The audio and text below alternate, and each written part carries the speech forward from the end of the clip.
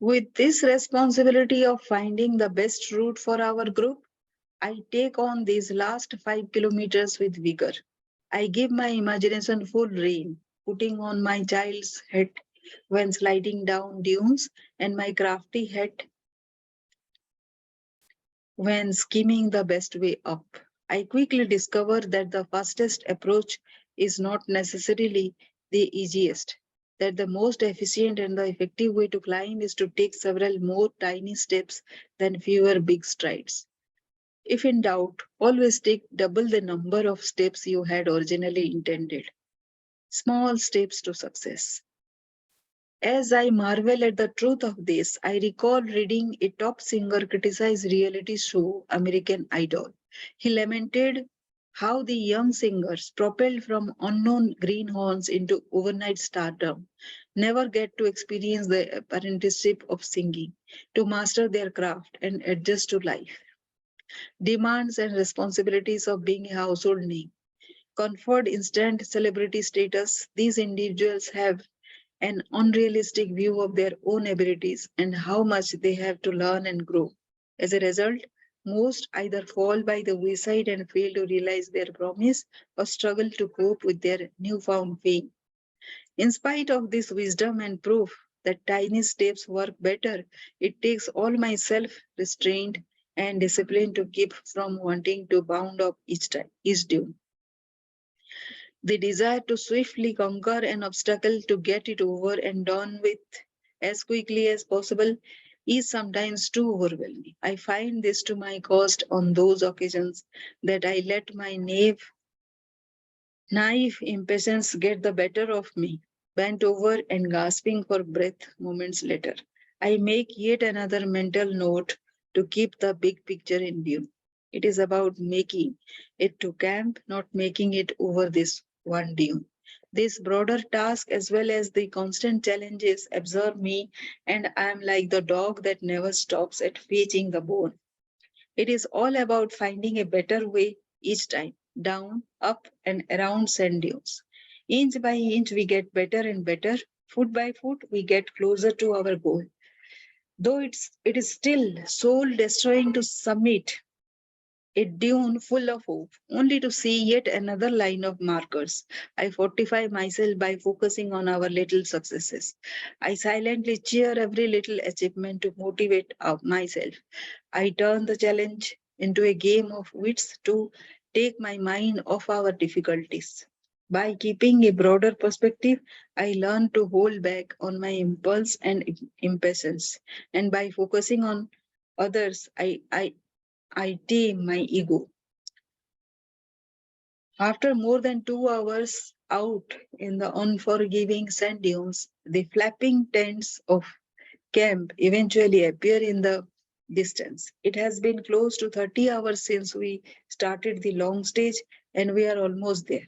Battered and weary, we are nevertheless beaming as we cross the line together. We have done it. We later discovered that we were among the last to be allowed onto the sand dunes. The hazard of traversing the same area in the blazing midway sun were deemed to be too fraught with danger that subsequent competitors were diverted to a route that ran alongside a road for their safety. Word is also spreading from this varying global positioning system devices that although the stage was marked as 99 kilometers, we in fact covered 110 kilometers or more. Everyone has been really tested over the last few days. People have broken down and cried. Some have gotten lost for hours, and others have ended up in a mix of hallucination and vomiting. But everyone has shown real strength of character.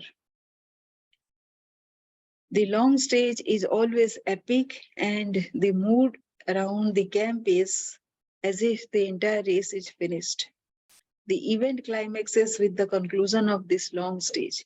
It is a climax not marked by air punching fists or intense wild celebrations. Rather, it culminates in a newfound respect for the self and the human body.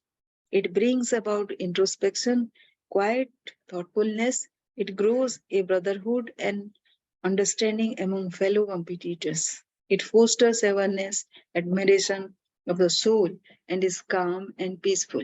As I sit alone on a dune and watch the soft glow of twilight drip over camp, I reflect on the broader lesson of the race. I really is not about speed, not how fast we go, but how far. Where many push themselves over the edge through relentless rushing, lasting the distance comes through a series of small, slow, seemingly inconsequential steps. My drill during the race is purely to keep putting one foot in front of the other and to keep moving forward. Checkpoints and stage camps become intermediate goals. I take it one day a time and focus on these daily milestones, using them to strengthen my staying power and motivation. Each checkpoint in an indicator of my progress, a small triumph that keeps my spirits up and fills me with the energy needed for the long haul. Two friends use their experiences of childbirth and parenting to underline the import of these short-term objectives. Childhood friend William emails after day one. So your first day must have felt like the longest one ever, especially with so many more to go. Think of it as the equivalent of having a kid. The wonderful experience of childbirth evaporates with the realization that a long, long road lies ahead with significant milestones. Toilet training, speaking, writing, marking a phone call, where are your milestones over the next week? Wherever they are, they will be accompanied by our prayers and well wishes. What we have as we bring up the kids. Singapore based Australian competitor Catherine E. picks up the analogy. Doing the race was just like childbirth. At times when things got really painful, I thought, never again. Once is enough. I guess over time you forget the pain and only remember the fun and good times because now I would love to do another desert race. And I have 4 children. That is equivalent to a 4 deserts grand slam. I roughly estimate that I take about half a million steps per race and a further 2 million in preparation. But at any one time, there is only one step that matters, and it is the next one. Repeating that continuously make my dream come alive. Having set the larger ambition, I focus on the little things that get me there. Slowly and steadily, like the tortoise rather than the hare. In moving toward my any goal, it is those baby steps taken one at a time that led to momentous changes. A balancing act. But that is not all. A maturity to pace oneself is synchronous with a maturity to pull back. By this point, a sizable number have dropped out of the Gobi March. In the midst of our celeb,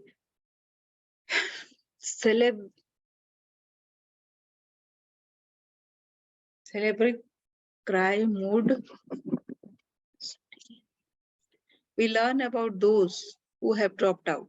Some were pulled out by medical staff or disqualified by organizers, while others chose to discontinue their race. Among the voluntary withdrawals are Rohit Narang, James Wilson, and Michael D. Rohit Narang is my tent mate who is among the last in the whole field to complete each stage. Each day he is physically wrecked and looks like he has been through hell and back. By the time he gets into camp, feeds himself and fixes his feet, most of the tent is already asleep. And he still has to clean himself and sort out his kit for the next day. Every day just comparatively tougher for him as he exerts far more and rests far less than everyone else. Through all this hardship, the essence of this man truly stands out. Despite enduring one of the toughest things he has ever done, Rohit is untiring as he maintains his good humored and gracious disposition. He plainly does not let his problems get in his way of having a good time and keeping his smile on his face. Michael D is a Singaporean based American with a successful experience of the Atacama crossing under his belt. Michael is a 3:30 marathoner who has also competed in Ironman triathlons. He is no stranger to endurance events and through his participation raises funds for various charitable causes. With his solid showing in the first 4 days, I was rather surprised to bump into him in the middle of the long stage feeling and looking rather poorly. But Michael is not one to let minor inconvenience get in his way. True to form, he had picked himself up and summoned up his mental doggedness to reach the next checkpoint. James Wilson is a Singaporean based Australian affectionately known as Fast Uncle. The Gobi is his first 4 deserts event and he has trained over a year for it. I first met him during a training run along with a couple of other race hopefuls and was immensely struck by his tremendous discipline and marvelous sense of humor. James does not do things by halves and gives his all in whatever he undertakes. In spite of his impressive preparations, he is the first to admit that his goal is to simply stay alive and complete the race. We raced alongside each other for part of stage 3 and his methodical approach and sense of perspective were very much evident in the steady pace he maintained throughout. All three men have hugely successful lives and highly distinguished careers. Their powerful personalities and adroit abilities have taken them up the higher echelons of the corporate ladder, an ultra-endurance race in itself. They brilliantly balance work and family to make the time to prepare their bodies and commit to a week-long event. So why did they pull out just when the end was near? How could they fail? The thing is, none of them see themselves as failures. Instead of beating themselves up over not completing the event, they fully accept their own decisions to withdraw. Their maturity comes from having a clear sense of who they are and why there is. They recognize that their identity does not depend on the performance. What good would it serve to push yourself over the edge just to prove something or to indulge your ego? What is the point of completing the event but suffer long-term damage? Or worse, where is the justification in crossing the lines of health and safety and be brought home in a body bag? There is a line between resilience and recklessness, between courage and conceit. Playing the edge is a fine balancing act. It demands acute awareness and ego strength. Ego strength can be defined as having a positive understanding about who we are and what our capabilities are. It is a necessary ingredient for us to push the boundaries while knowing when we are pushing ourselves beyond safe limits. Doing the right thing is to be responsible for ourselves and our choices, and responsible to the people in our lives who depend on us. In keeping sight of the bigger picture of what life is all about, these men overcame fear, their initial disappointment with a clear distinction between self and task. They chose to live and compete another day. They know when to say no and they dare to say no. So there is a fiery flaming mountains. The Tian Shan mountain range, once of marvelous numerous rivers crossing in the Gobi desert, Gobi March. Competitors amid breathtaking landscape. The welcome sight of a checkpoint is regarded by what lies ahead. Entering the deathly gullies. The sweepers of the Gobi March. It is extremely disheartening when they catch up with us. The dart houses of the Durban Basin.